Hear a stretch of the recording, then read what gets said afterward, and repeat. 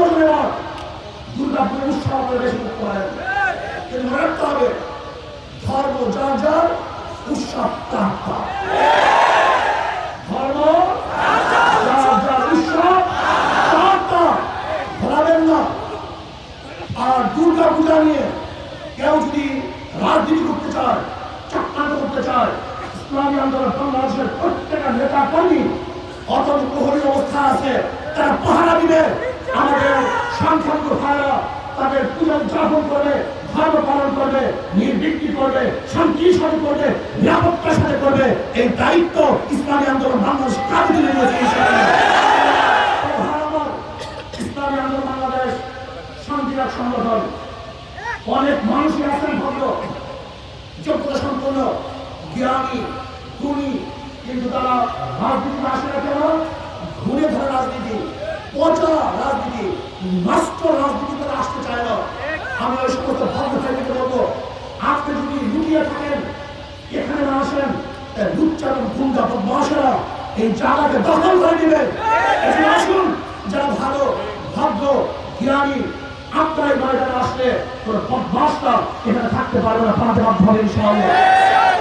সবাইকে অনুরোধ করবো, আসুন ভদ্র মানুষগুলি যারা হিরুক তুল্য, মানিক তুল্য, মুক্তা তুল্য, আর নাস মাআদুল কামালিল সাহাবা ওয়াল ফুদ্দা, খেয়ালুন ফিল জাহিলিয়াতে, খেয়ালুন ফিল ইসলামি জাফাতিহু। আমরা ভোগ করছে, আজকে আমরা দেখছি হাজারো মিসকিন, হাজারো এতিম, হাজারো শিশু তারা ক্ষুধার্ত অবস্থায় ঘুমাচ্ছে।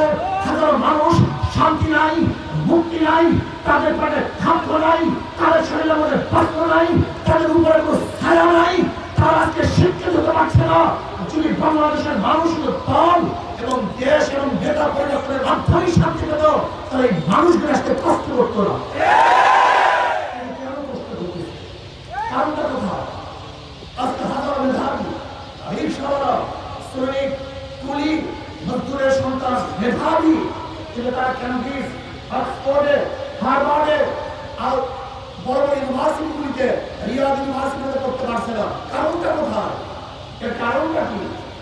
আজকে হাজারো মিসকিন, হাজারো বিধবা তারা ক্ষুধার চালনায় অঝরে পানি, চোখের পানি ঝরাচ্ছে, কিন্তু তাদের মুখের মধ্যে খানা তুলে দেওয়ার মতো কোনো ব্যক্তি আমরা দেখছিলাম। আজকে হাজারো নির্দোষ আসামিরা কোর্টের মধ্যে ঘুরছে সুবিচার করার জন্য, ন্যায্য বিচার করার জন্য, কিন্তু ন্যায্য বিচারের অভাবে হাজারো মাজলুম আজকে জেলখানায় ঢুকে ঢুকে মরছে, ফাঁসিতে ঝুলছে, কিন্তু তাদের পাশে আমরা দাঁড়াতে কেন পারছিল? এর কারণটা কোথায়? আজকে 92% মুসলমানদের দেশে মুসলমানরা বুক ফুলিয়ে কথা বলতে পারছে না। আজকে মুসলমানদের দেশে দাঁড়িয়ে দিতে হাজারো যারা চাকরি হয় না। আজকে মুসলমানদের দেশে হাজারো যারা টুপি পরে চাকরি করতে পারছে না। আজকে হাজারো মা এবং বোনেরা বোরখা পরার কারণে তাদের চাকরি হচ্ছে না। আজকে হাজারো মুসলমানেরা দাড়ি এবং টুপি রাখার কারণে ইউনিভার্সিটির মধ্যে ভর্তি করতে পারছে না।